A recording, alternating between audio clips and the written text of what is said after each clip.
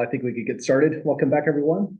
And thanks for making it in today. Like I mentioned, I feel like this is the hardest class in the entire semester to attend because of the big holiday that we're coming up across.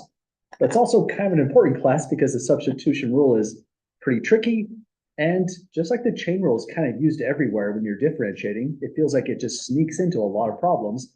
When you go to Calculus 2, you'll find that the substitution rule just kind of feels like it's everywhere. It's easy to see where it's going to sneak into lots of different problems if we study it pretty strongly here. So that's our goal.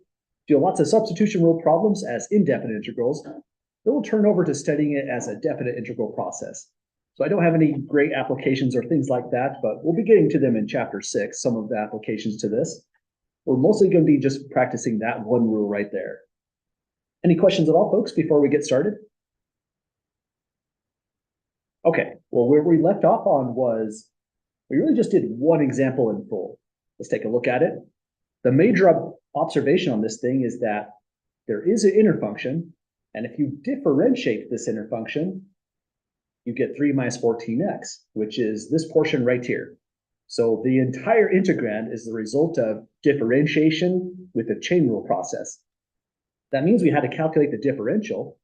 The differential is a way to informally take a dx and replace it with a du, which we must do because we're taking 1 plus 3x minus 7x squared and calling that whole thing u. And if the new variable is u, that must be specified right here as du. So we took 3 minus 14x dx, this whole thing, and put in du in that place. And the whole integrand just essentially compressed and collapsed to that one object there. Fast antiderivative, power just goes up by 1. We divided, undid the substitution. That's an easy thing to forget. Don't forget the constant. And we double check just to see if we really had the right value. Any questions at all, folks, on that process there? When you say like taking differential going forward, is that sort of what it is now? Like differentials are like f times x times a small change in x. It's like it's not a very clear question, but that's about right, actually. Differentials in this context right here is just an informal algebraic way to go from dx to du. But if we go back to our section on differentials, they're extremely related to linear approximations. The linearization of the function L of x can be reconflated with a differential if you look at that process just right and you consider your dx and to be the right quantity, and same with the dy. So there is a geometric way to think of differentials, but when it comes to the substitution rule, it's purely just an algebraic type of substitution that we're doing, which is really weird. Does that help answer your question there? yeah, we're just taking the whole differential and turning it into what we're doing. Well, we're really just taking not the entire differential necessarily. We're taking this portion right here, which is just that half of the differential, and replacing it with the du. Okay, and the other half is definitely.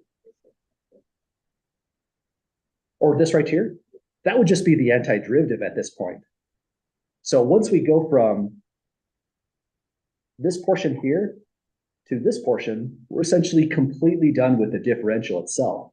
And everything else is just finding an antiderivative as normal at that point. Okay, so that's 3 minus 14x dx, that's the differential. Yes, this whole thing is the differential. The du, the 3 minus 14x, and the dx. When we say differential, we mean the whole equation as well. Yep, you betcha. Thanks for those questions. Other questions about that so far? Okay, well, let's go. And again, our objective is just to get a little bit more fluent with this. And the only way to do it is loads and loads of practice. So here's our problems we want to take on for today. No matter what, we've got to do these problems because I feel like these ones are definitely essential. So we'll start off with our part B right here. Part B just looks funny, in all honesty. Some people stylistically write down their integrals where sometimes they can put the dx right up into a numerator of a fraction. If you see that and you're uncomfortable with it, you can start off by making this your first step. It's no different than writing integration of 1 over 9x minus 4 dx. So this is the compact version, and this is just the expanded out version. I suspect textbooks do this just to save on printing costs and space and things like that. Once we get here, the next thing we have to decide is what could be the inner function? What is a good choice of u? And I forgot my colors. Let me just make sure I keep these the same. So any volunteers for a good function for u to substitute?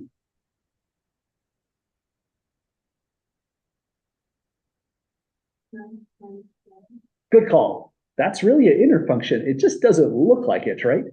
Let me put down something on paper. This is not actually paper, but on the document here just temporarily. There's a function 1 over x, and there's another function 9x minus 4, and that function is inner to this one. That's how we're coming up with all of this. So let's consider, first let's just make a quick comment. That one is the inner function. That was always the key to the chain rule, right? To decide what is inner, what is outer. So it's kind of the key to undoing the chain rule. Although that's not a guarantee that this will always work. Integration is very, very strange. It's like trying to crack some kind of code sometimes. So let u be equal to 9x minus 4 and hope for the best. If it doesn't work, we'll just pick something else. And it's natural to try multiple attempts until we find something that lands just right. Oh, let me get rid of this with an eraser tool. The moment we have u, the very next step that we have to take is form the differential. So it'll go du equals, over here we're differentiating 9x minus 4, but that's a fast derivative, it's just 9. And then multiply by dx. So we've got a differential, now we have to decide, will this work for us? What can we actually substitute and take out? In our integral, let me write it down just once more with some color coding. This 9x minus 4, that's going to now be written in as a u.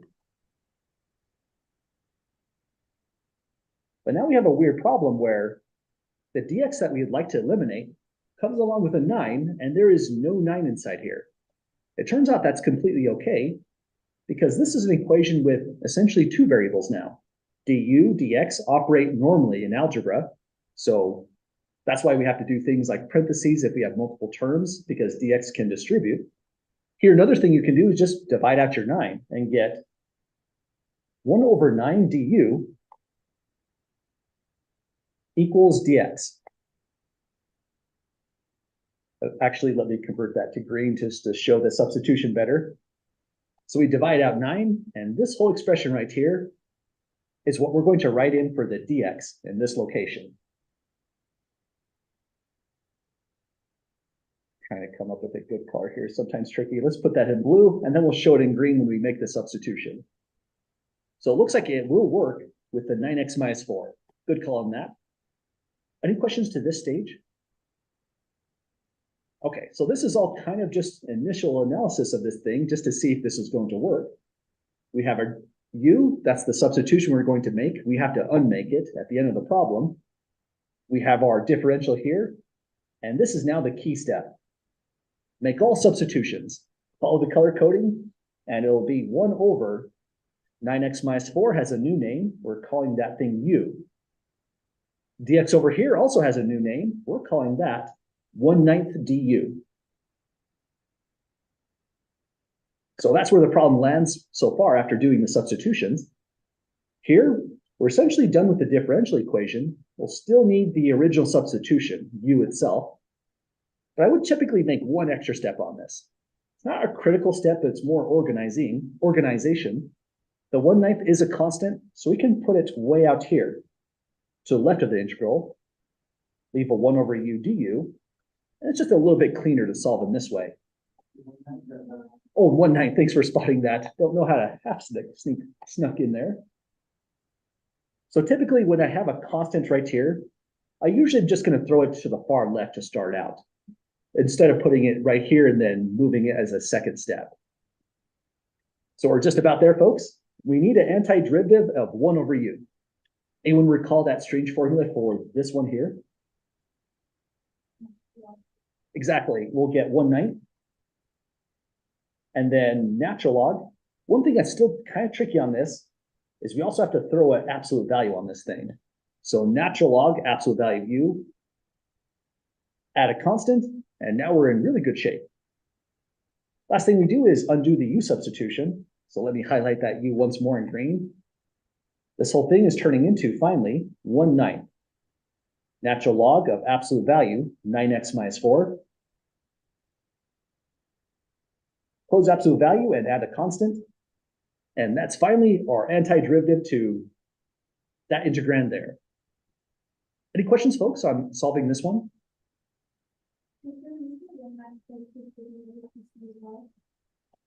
You know, you could actually do that. If you thought of it this way, then the result would look like this. It's 1/9 natural log absolute value of 9x minus 4. Let me put that in as a 4. And then it will be plus 1/9 of c. But then we could go here and say 1/9 natural log absolute value 9x minus 4 plus c. That doesn't look right even in algebra, right? Usually we would put a new symbol like c1, where c1 is 1/9 of c. But the trick with this, the reason we usually don't put a parentheses here, I'm glad you asked that question because that's a pretty confusing question on why it's formatted in this way. Recall that c is any real number. So since c can take on any real number, we get to say 1/9 of c is also any real number. The only way that wouldn't work is if we're multiplying by 0, then we get 0 for any choice of c. And that means we can just leave it as c here. It'll still represent any real number whatsoever. So we typically just leave the answer here with a constant hanging out after we finish the whole process. Other questions about that so far? Or other questions? Okay, well, that's one down. Let's try it out again then. This one definitely looks worse. They're not all terrible, but some of them do require a little bit of extra care, and some of them have multiple ways that you could end up at the answer. All roads lead to Rome. However you solve it, you will get the right antiderivative on this thing. But there's a lot of ways to start out sometimes. The best way to think about it again, think of an inner function. Anyone spot a good inner function on this one to try out first?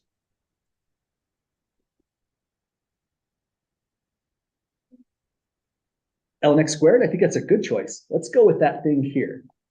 U equals, I think natural log x is going to work on this one. So if someone wants to try a different approach, give that one a try. But it looks like we're going big. Let's try natural log x squared. If this one doesn't work, then a new try might be just natural log x. If that doesn't work, maybe we need a whole brand new ad hoc method to solve this, or maybe it's not even solvable. There are plenty of integrals that have no closed form solution whatsoever. Now, if we think of this as our u, its differential will go like this.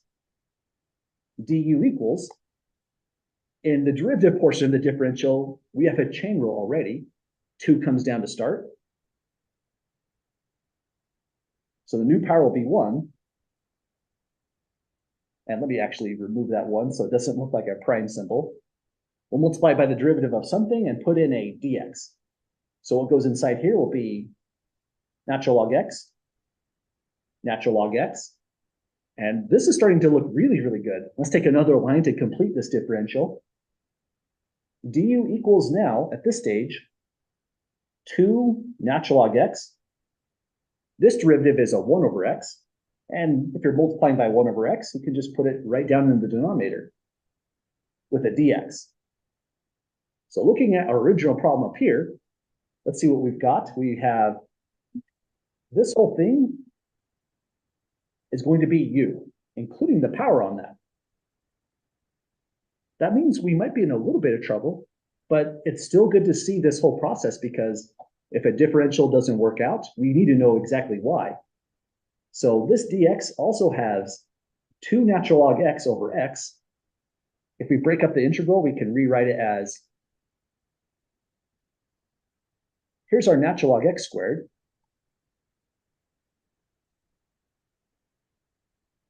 That whole thing is now u. It's claimed by that variable there. Left over is a 1 over x dx. And when we look at this, well, we do have the 1 over x is represented here, the dx is here. So we have all this so far, but this is the problem right here. There's nothing to conflate with the 2 natural log x. We don't want to bring it back into the problem. It doesn't necessarily get easier. It only has opportunity to get harder. So this is a situation where the differential approach didn't quite work out. And that's okay. It just means we'll try something else. So let's call this attempt 1. And now we're going to go for an attempt number 2. Same integral, integrate natural log x to the power 2 divided by x dx, and a new differential. Like we mentioned, this is kind of a natural process. I think if you're doing this kind of section, it makes sense to do it on scratch paper first until you find a u that works out, and then start writing down your solution. So here's our next attempt. Let's let u be equal to, if natural log x didn't work, it's a pretty big function. We can pare it down and look for something smaller. We could try to say, work on this thing for our u. It's inner to the power 2, and we also know the derivative of natural log x involves the x that's in the denominator. So this one might work out. That's never a guarantee, though. We have to check it and see just what happens. So set u equal to natural log x to start. Next step is we have to show the differential. So u stays as a du, or excuse me, converts to a du in the differential. We're now taking derivative of natural log x. That'll become a 1 over x. And we must use dx for the full differential formula. Now let's take a look at what we've got. Just this portion is u. So that's going to turn into a u power 2. Then we have 1 over x dx. This is the 1 over x portion. It's just multiplied together. Here's the dx portion. And there's nothing unaccounted for. Everything substitutes out. There's nothing missing like what was circled here. And there's nothing missing in the integral. Everything that was x converts to u now. So this is a case where the attempt would work. Let's call this success. And move over to the next steps. Any questions so far, folks, to this stage? Okay, so the substitution will go following the color coding. We let u take the role of natural log x, so here it is. But the power of 2 is still alive on that thing, so I'll leave that in black to show it. X dx are officially gone, and here's how we replace them. We're just putting in du in its place. So du goes right here. And that's a weirdly formatted integral. Let me see if I can make that look a little bit nicer.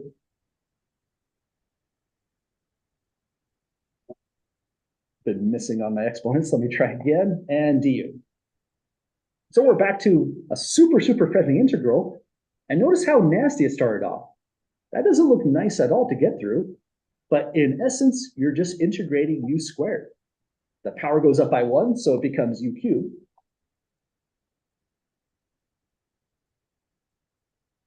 Then we divide by that power, so that's a 1/3 u cubed. Here's the constant of integration, so we have infinitely many different answers to this antiderivative process. And last thing, it's easy to forget, and it is worth probably a point on a real exam. We have to undo, oh, that's not the good one. It would help if I went like that. We have to undo u and plug natural log x right exactly here and see if it works out. So we have 1/3. Here's natural log x. And plus a constant. So my claim is that if you differentiate this, you end up at this integrand right here. You know what? We have some extra time. Let's check this one out just to see if it's going to work. And also just to illustrate, that's a pretty cool upper hand you have on this process. Integration's hard, but differentiation is a method that always follows a straightforward path. Differentiate this and it's going to be a chain rule, and so it'll look like this. Any questions before we check out the check on this one? Okay, let me put in that whole function in parentheses. Let me call this a check. It was 1/3. natural log x to power 3 plus a constant. We're differentiating it, and it had better look like this, or else it's back to the drawing board on this problem. First thing that'll happen is we can copy down the constant 1/3. We're differentiating, so 3 comes down, and the new power is 2. Natural log x would copy inside here then, and we would have to multiply by the derivative of natural log x, which is a 1/x. And then finally, there's a cancellation here, giving natural log x squared over x. Double checking. Yep, that's exactly what we got in the original integrand way up here. So that one was a success. It looks like a terrible problem, but after a couple tries, it's not too bad to land on something that works. And if you're doing this on homework and nothing seems to work, don't hesitate to email me. I'm very happy to share what might be a suitable U substitution, because these do take a bit of practice and trying to get to the right thing. Well, let's try it out another one then. Any questions so far? Okay, so that's a couple down, and here's part D.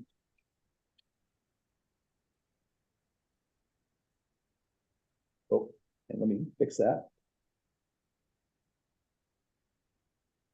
I feel like this one is possibly the trickier one.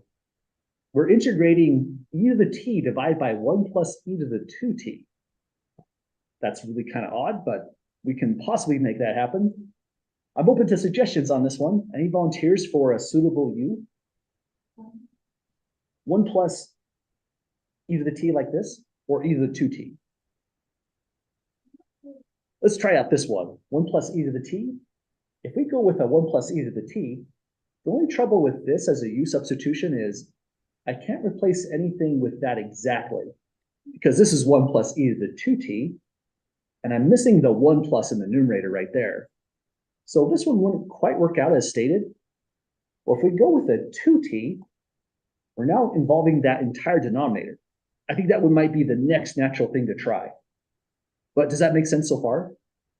Awesome. We want to try it for our u, something that's in the function itself. Then, after we form our u, form its differential. It'll be du equals, we're taking a derivative, so this one will go to a 0. Derivative of e to the 2t is now a chain rule. It'll go e to the 2t times the derivative of 2t, which is 2, and a dt. So that's our differential on this. And if this is a real exam question, and we didn't quite nail it, we had a few attempts and none of them worked out, you would still get quite a lot of credit on this kind of problem, even if you didn't fully solve the antiderivative, because this is the process of doing a u substitution. You put down u's, calculate differentials, and try to make it work out. So if you tried, say, a few times and nothing works, definitely leave it on your paper on the exam. That's worth a lot of partial credit because you are doing the process. And that's the purpose of the exam, to determine your understanding of the process of u substitution. But let me catch my breath. There is one small problem with this, because e to the 2t is in the numerator. We would require an e to the 2t up here to go along with the e to the 2t and the dt. But the only reason we can't use this particular substitution is we're missing that right there. Does that make sense to folks on that conundrum so far? Okay, so that's okay. That just means we'll try something else. So I'll put a line through here just to say I'm not going to use that one, or else my eyes are going to try to grab it incorrectly. But like on the exam, if you leave it on there, it's worth partial credit, absolutely. So let's try a different u. Any suggestions for a new one to try out? And it's okay if it's a totally random guess, because sometimes you can get some really good serendipity from just a random guess. Let's go e to the t. I like that choice. And I think this one's actually going to work out. Good call on this one. If u is e to the t, I'm not certain it's going to work. We need a differential. Du is going to be the derivative of e to the t, which is itself. So here it goes, multiplied by dt. So let's take a look at this. If u is e to the t, well then e to the t and dt get swapped out by this information, We're going to put in a du in that place. But there's some leftovers, right? E to the 2t cannot be left as t once we go to an integral with that variable u. So that has to be eliminated some way, somehow. And actually, this is still right. That's the right u substitution so far. We just have to pull that out correctly. So let me take off the color coding now, and let's write this in as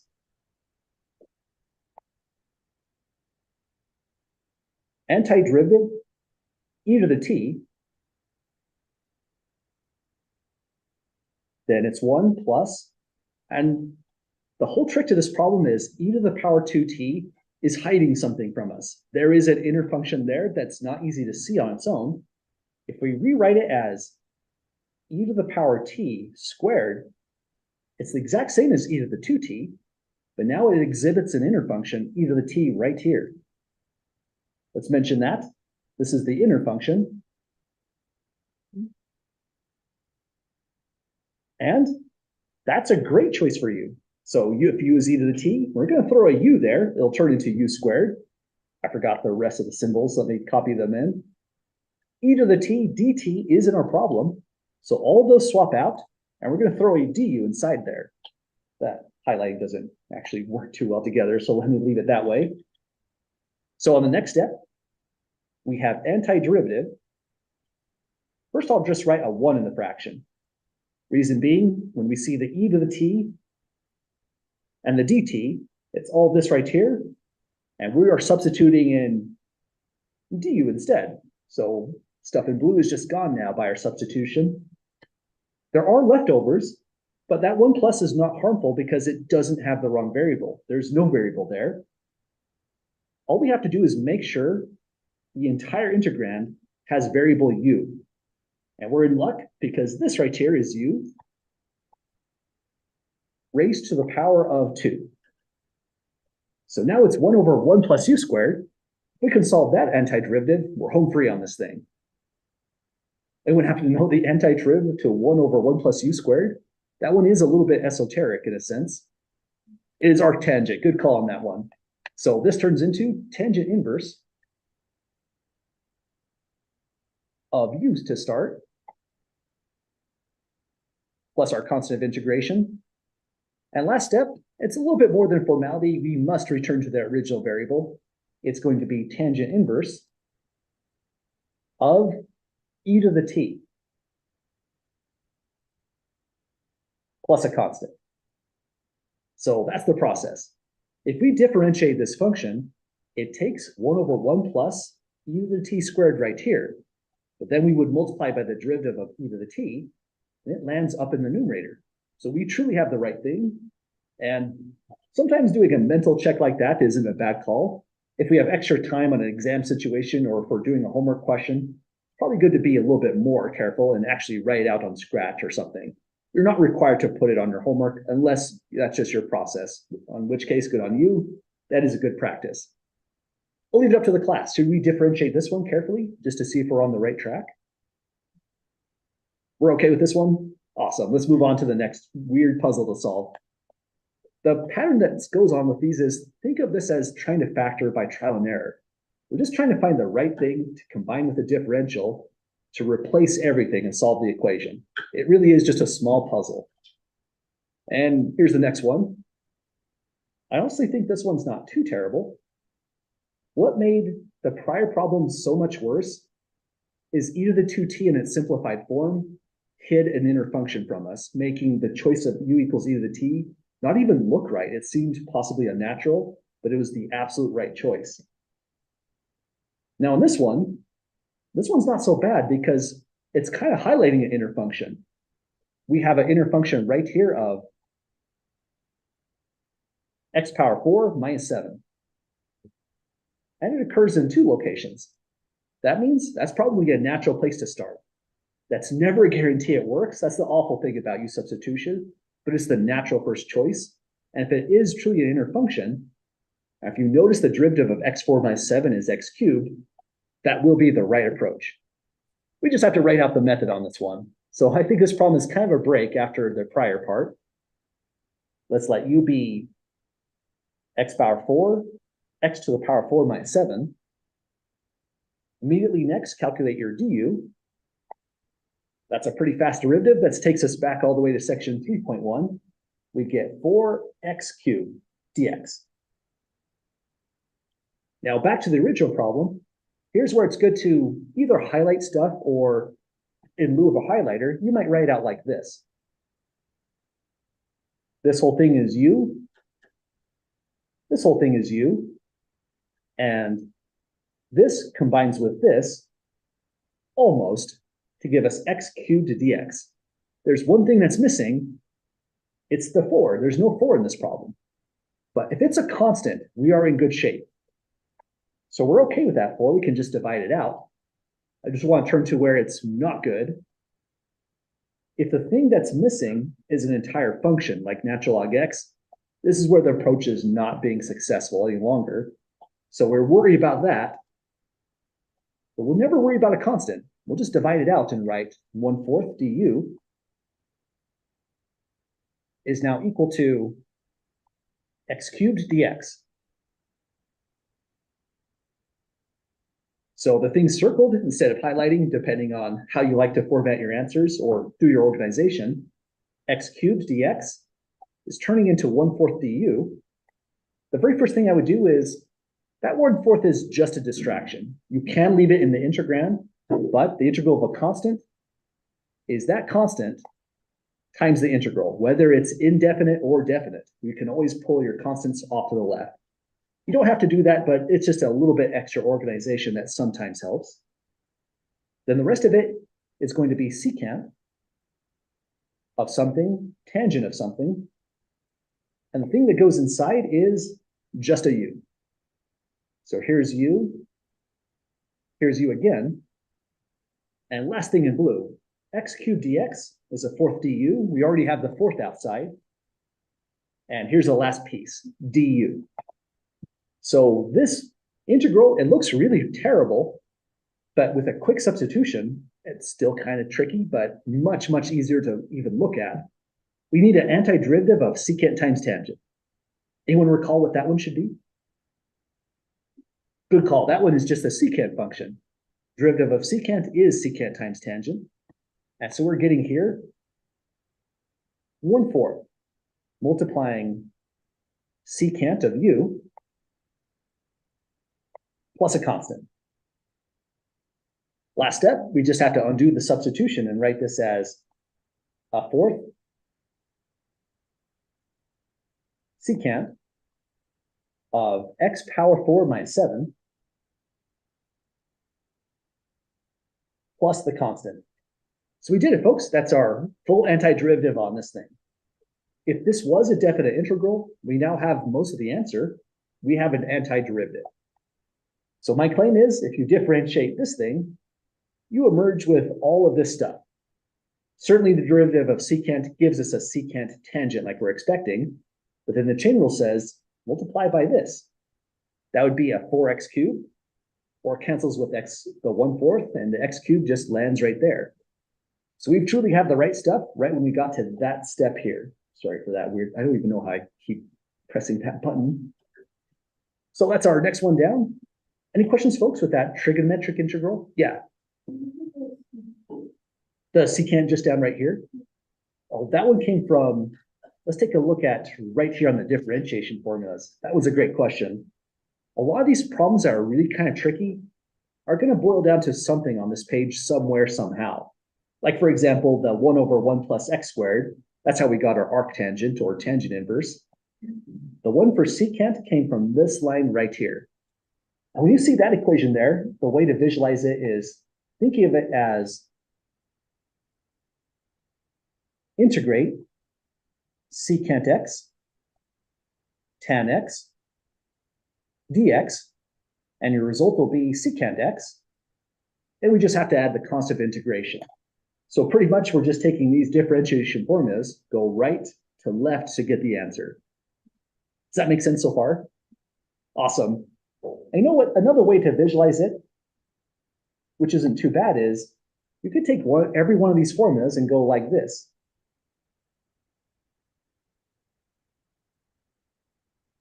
And that would not be a bad way to process it, because those would cancel off. And now you're looking at, well, once the integral sign cancels off, so does dx. They're one symbol together. You're saying integrate secant x tangent x with respect to x gives back secant x. So that's another way to kind of eyeball the notes and visualize it as antiderivative formulas. You know what, let's copy that in just for a quick comment.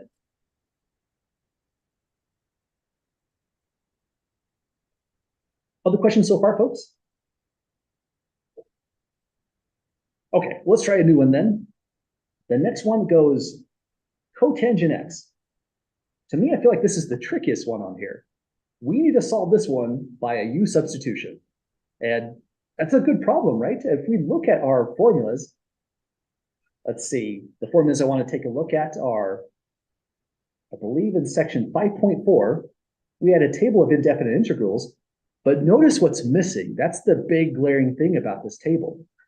We have integral of sine, secant squared, secant tangent, but where's the integral of tangent or cotangent or natural log? Loads of stuff in here is totally missing, and some of them get resolved in section 7.1, integration by parts, but that one is a u substitution in some strange way.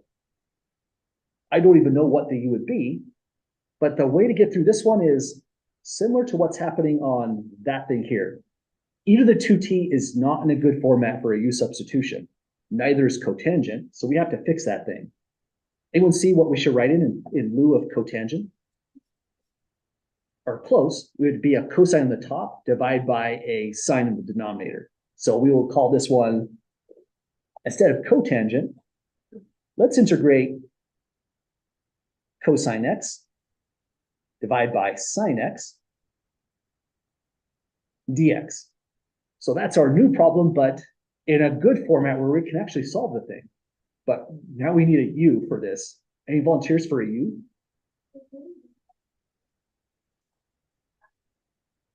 Well, the value for cotangent is, or the function cotangent is cosine x over sine x. And really all we've done is just take this and write it in that way. We couldn't change where cosine or sine goes. It has to be exactly in that format per this equation right here. Does that make sense about that question there? Gotcha. Other questions so far? Okay. Well, this is the moment of experimentation. We'll try something. If it works, great. If it doesn't work, that's great too. It means we won't try that again and we'll try something else. Any volunteers for a way to unwind this puzzle here?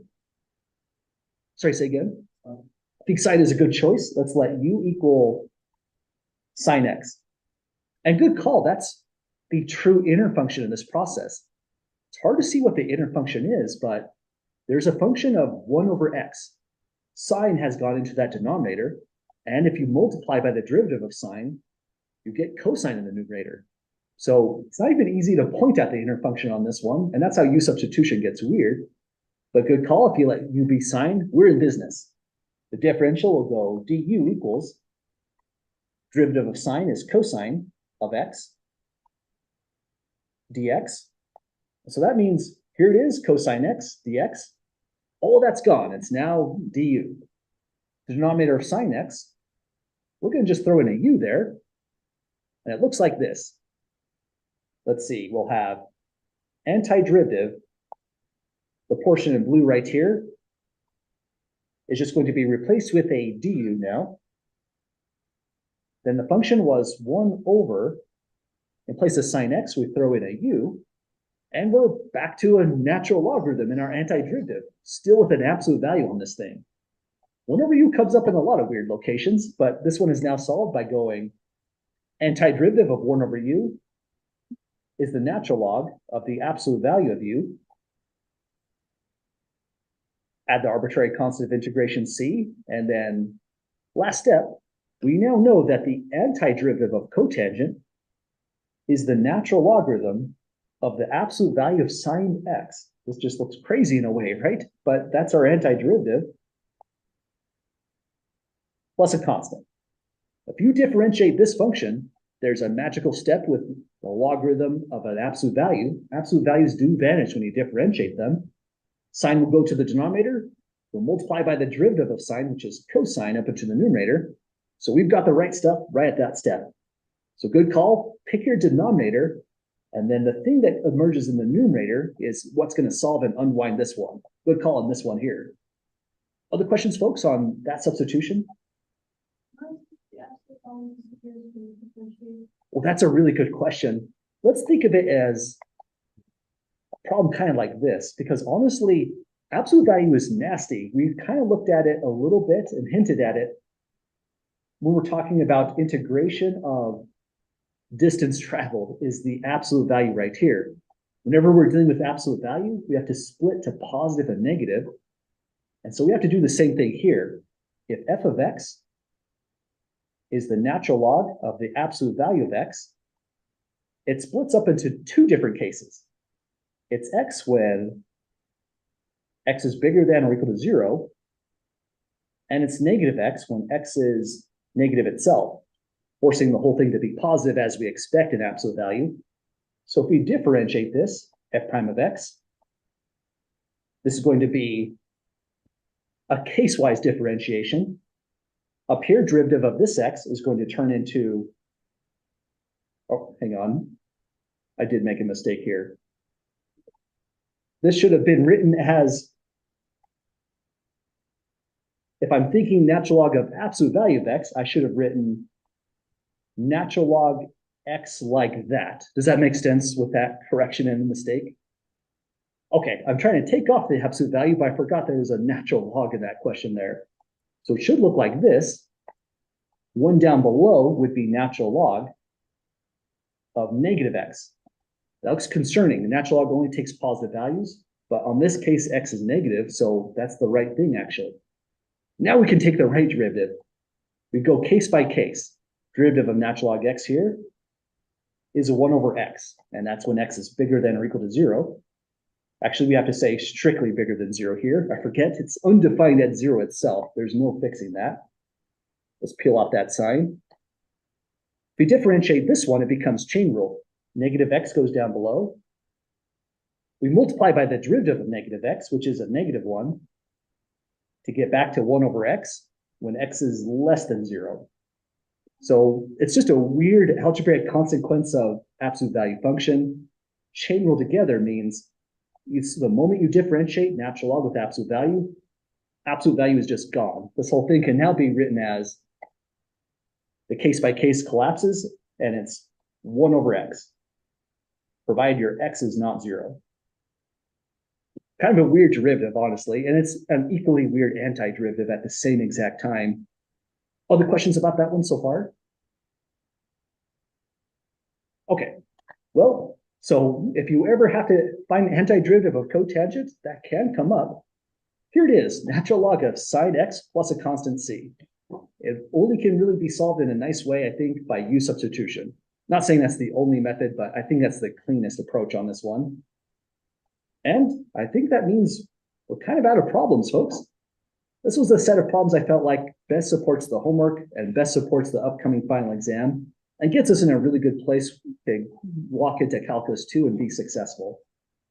But the notes aren't over. We still have a lot of work to do on this stuff. If we continue to scroll down, the only reason we're so interested in antiderivatives is often because we want to do a definite integral, really. So here are the new problems we're going to take a look at. These problems are really pretty important. They're in the homework, and I did double check. These ones are not in the homework. I'm going to still finish out these notes because they're fun and interesting, and they help us think about integration. But this last example 3 is the last one to support the homework set. We'll spend the rest of our time here just solving these. But when we come back on, it's going to be a while, the 27th of November, I want to do additional problems of these just as a refresher coming back from a long break to get additional practice on example 3 right here. So here's how the process goes. If we have a continuous function and it's an inner function to f, we know we're dealing with a chain rule. And if f is continuous on the range of u equals g of x, then here's how the process goes. We set a u as g of x when we calculate, or when we write out u is equal to g of x, we immediately calculate its differential, which will be du equals g prime of x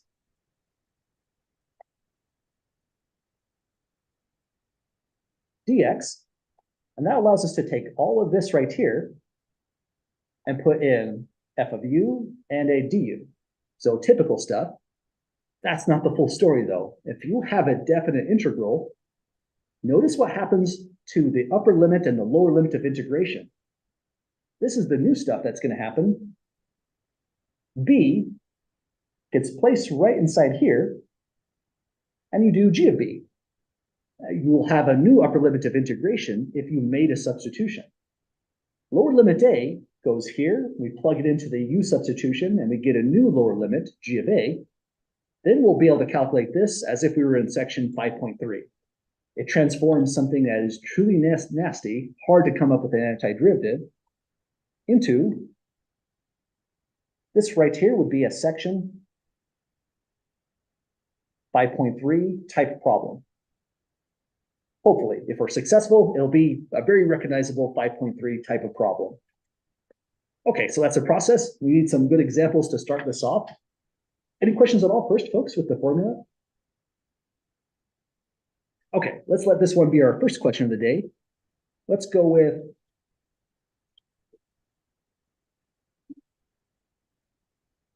let's integrate from 0 to 2 of x times the square root of 4 minus x squared dx. So that's our first question to start out. And looking at this thing, anyone spot what could be a good choice for you? Good call. We'll take that entire inner function right here, and that's an excellent choice for you. So u equals 4 minus x squared to start this out. Actually, let me put my u in a slightly different format. I would have put it out here. U equals 4 minus x squared.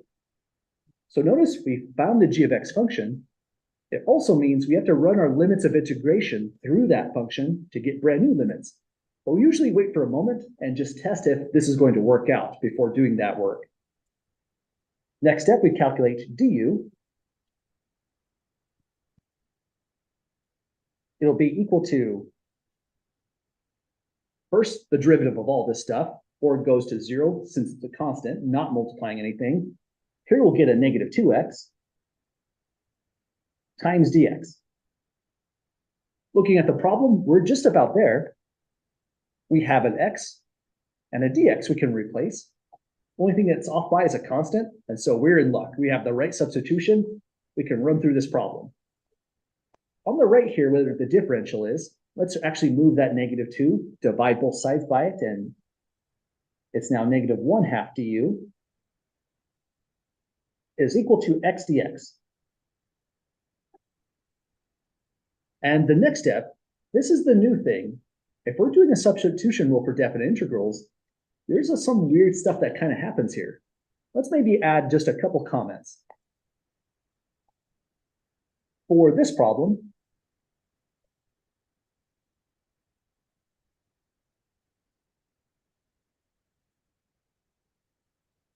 we must return to the original variable x by undoing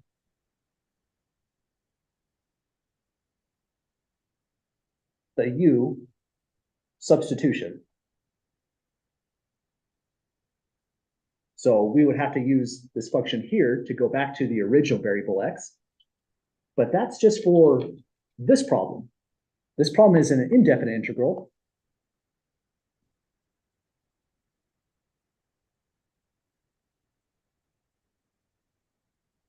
If it's indefinite, we must return to that original variable x. This one is a definite integral. The moment we transform it into something like this with new limits of integration, there is no longer a need to return to the original variable. In fact, that variable is just gone. The answer is a number. It's not a function that involves a variable at all. So for this one,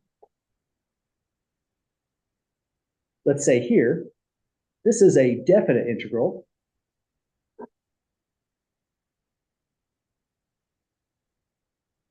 And we can say it is optional. And I'll go with what the author kind of suggests and not recommended.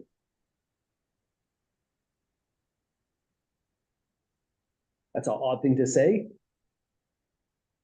It's both optional and not recommended to return to the original variable x. And I agree with our author on this. When you're doing a definite integral, it's oftentimes a lot easier to just do this change right here of the limits of integration. The moment you've done that, you really should not return to the new variable because you have brand new limits. If you kept the same limits of integration, that's when you would have to be forced to return to the original variable. Our author mentions it is a good idea to change the limits of integration. That's why he wrote the formula in this way. It's a more streamlined process to get through in this kind of way. And when he goes to write out his problems, he's often going to do it in this way. He won't return to that original variable. So I'll copy his process and let's give this a try. Next thing we do is, the moment u is stated, we have to look at the limits of integration, upper and lower. It's a good idea to keep them in the same order. I know that's silly, but I know myself personally, if I change the order of what's upper and lower when I write them down in paper, I can make a huge mistake when I go back to the integral. So I encourage you to write x equals 2 above, x equals 0 below, just to keep that organization. As silly as it sounds, it really helps out. Then we take that and we transfer this way. The old variable was x, but the new variable is u. We have to look up what was even the substitution. It was 4 minus x squared up here. Let me see if I can get some more real estate by rearranging some stuff.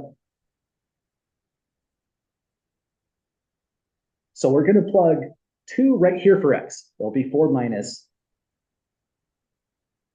2 squared. So the new variable u for the upper limit of integration is 4 minus 4 for a value of 0. For lower limit, we're taking 4 minus 0 squared. So lower limit is 4. Notice how weird that looks. And if I saw 0, 4, and I go to my next step, I can tell you what I'm almost certainly going to write if I didn't organize it very carefully. I'm probably going to put 4 on top, and it's not correct. 4 is not the upper limit of integration. It's 0 on this thing. So we're putting 0 on top.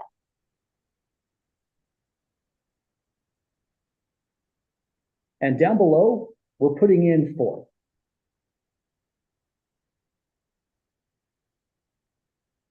That's definitely kind of weird. Does that make sense to folks so far on changing those limits? Awesome. So whatever your u substitution was, double check it works first, because you don't want to do this work if you're not certain it's going to work out. But if it does, first thing we do is change those limits of integration. Now, following the color coding, that x dx in blue becomes negative 1/2 du.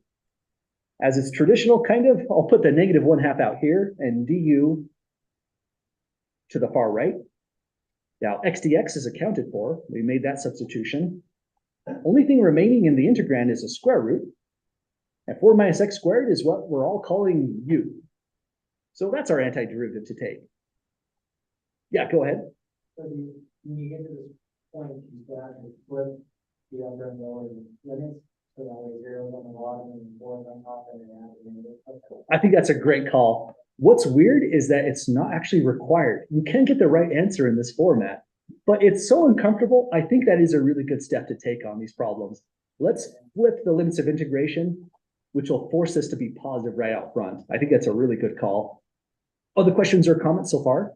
But you don't have to do that, and you still get the same answer. You actually would get the same exact answer, as odd as that seems.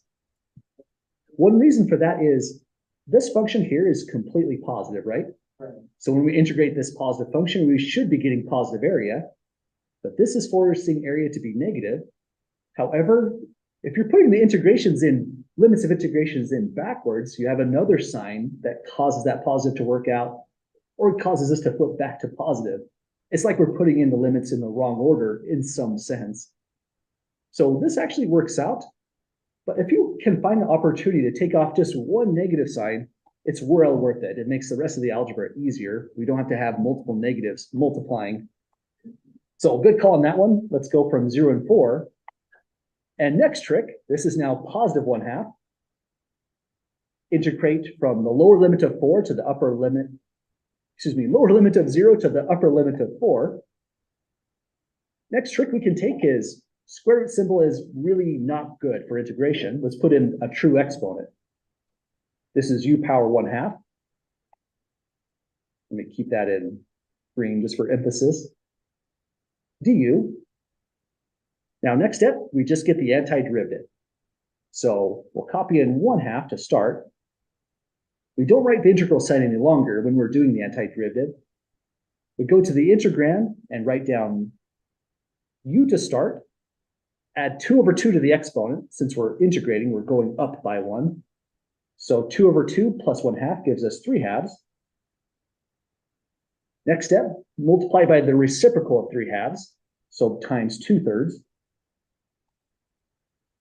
And there's some cancellations here, but 1/3 still stays where it is. And we can leave it factored out like this. Associate the one function and evaluate from 0 to 4. Now recall, u is 0 and u is 4, and so that's the appropriate thing to put in here.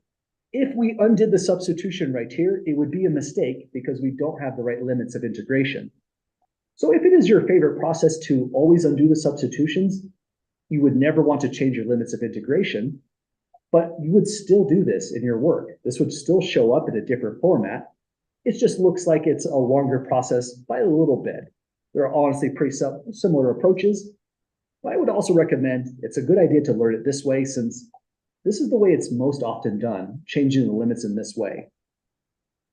Last thing, we can cancel the 1/2 times 2/3 to get just 1/3. Next, we're plugging 4 inside here, so it's 4 to the power of 3/2 minus 0 to the power of 3/2. That one's still 0. Now it just becomes a weird arithmetic game. Let's work this one out. Again, you can put it in a calculator at this stage, and I'm okay with that. But the more you practice with arithmetic, it helps with algebra too. It's kind of the same sort of stuff. So I'll leave this as 1/3. This 4 right here, here's the little trick I would use to evaluate that thing. Put a bracket and a root symbol and 4 in the middle. Then when it comes down to these sorts of things, that right there, the denominator of the exponent, is the index to the root. Because it's 2, we're dealing with the square root, and you don't actually have to write it in, but it doesn't hurt to do it just to emphasize.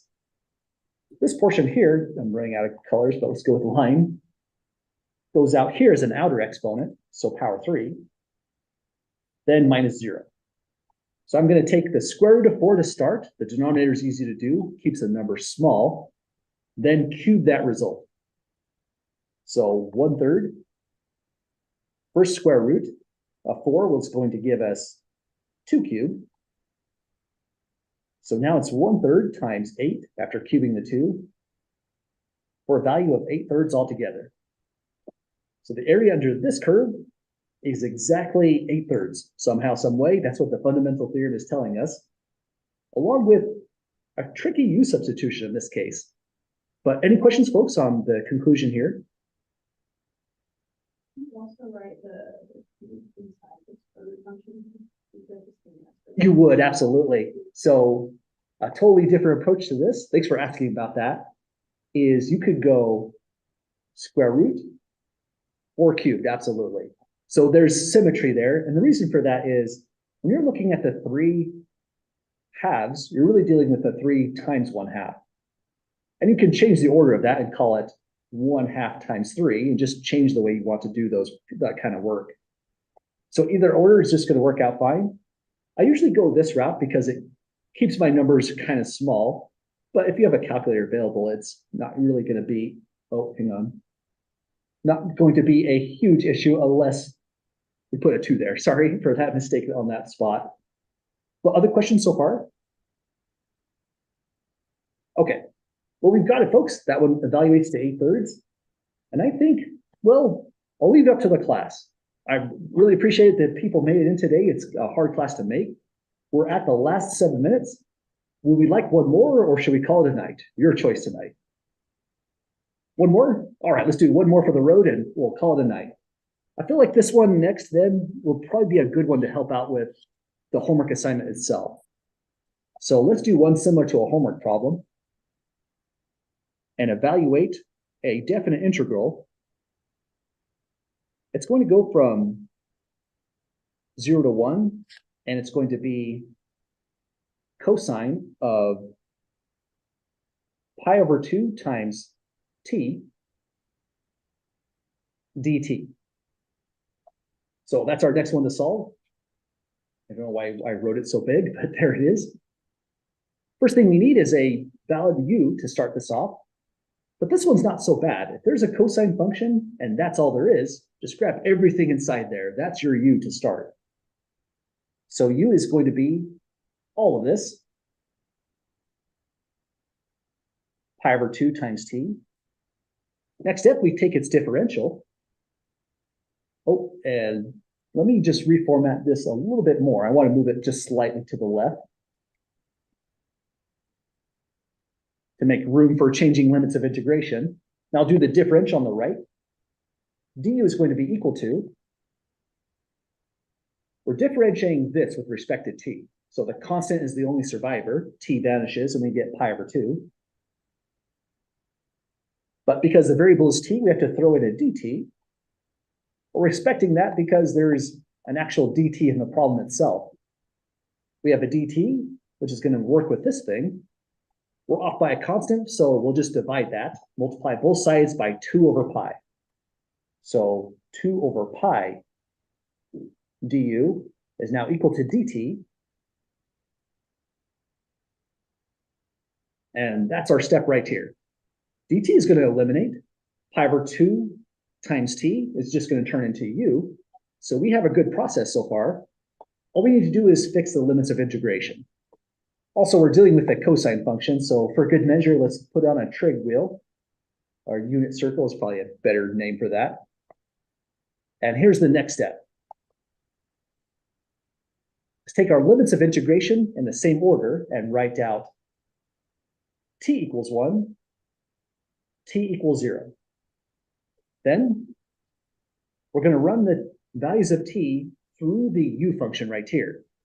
So when t is 1, we get to say, next, u equals pi over 2 times 1. Nothing major happens there, but I'll put it in the notes just to emphasize that's where it went. So it's pi over 2. And next one, u is equal to pi over 2. We're multiplying that one by 0. And so the lower limit becomes just 0 itself. So we're actually integrating from 0 up to pi over 2 in this problem. We might as well put those values up here. We're going from 0 to pi over 2. So on the unit circle visualization, we're integrating along this segment here. Now, next step, let's piece it all together. There's a lot of stuff going on here, so everything you can do to organize is definitely valuable. I'll first write it equals, put in a little bit of space, and then the integral sign. The major thing to me that's most confusing are these new limits of integration. So pi over 2 is the upper limit, and 0 is the lower limit.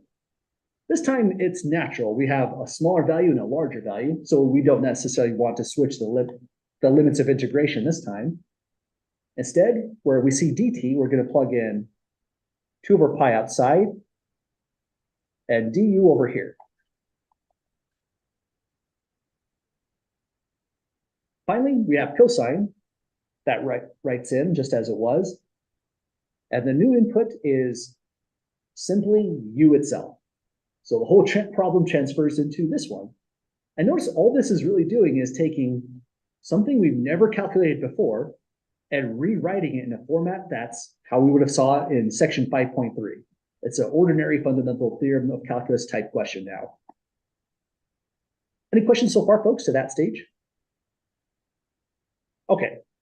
Next thing we need is an antiderivative of cosine. Would that be negative or positive sign?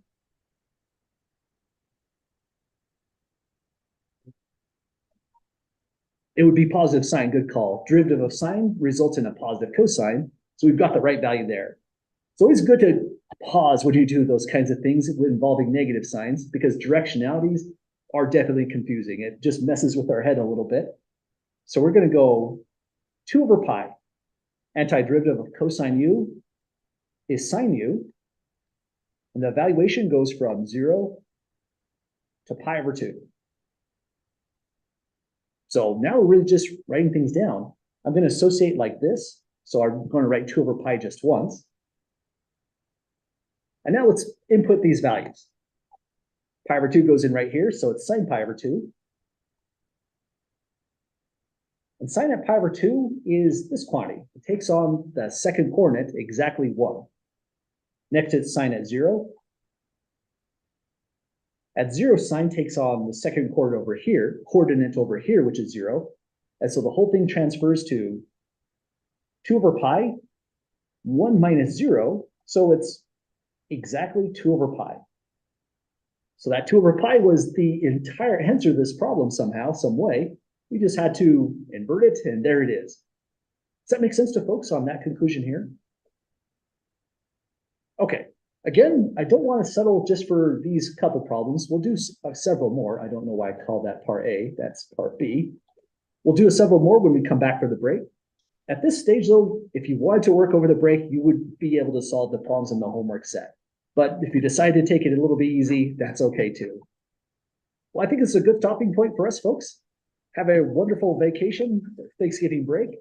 If you do have questions, don't hesitate to email. I'm still looking at my email and checking them in the morning.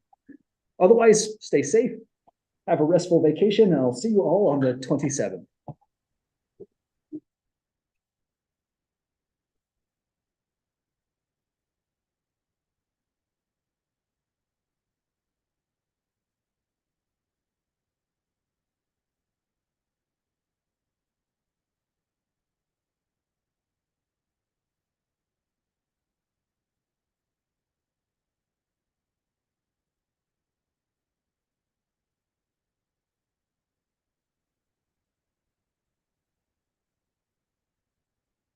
Any questions? Yes, Mhm. just about turning in some homework.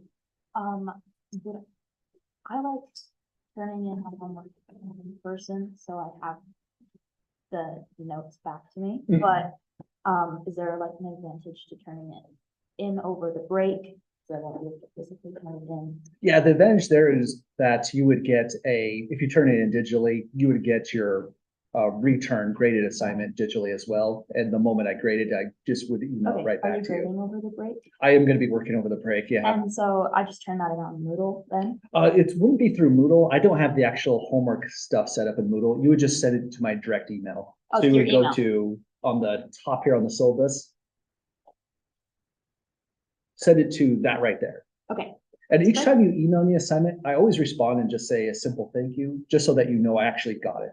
Okay. So if you email it and I don't respond in like 24 hours, just email it again and I'll eventually find Okay. it and notice. and you do send back the annotations that you do digitally, right? Yes, I absolutely do. Your homework would look about like that, just as some scribbles or check marks, that kind of stuff. Maybe I would just print it out. I don't know. Yeah, up to you, Thank absolutely. you. Mhm. Thanks. Have a great break. How's it going, Jake? I just don't. I want to understand what you want to do. Because I think you just want me to basically turn this back into the original version. Mhm. So what was the section? 4.5. 4.5, gotcha. Well, 4.4. 4.4? Okay. Well, 5.4. I gotcha. 5.4, yeah. Let me first stop this Also, recording this one here. wants me to deal with triangles and midi points, which I think is different Gotcha. than the left or right. Because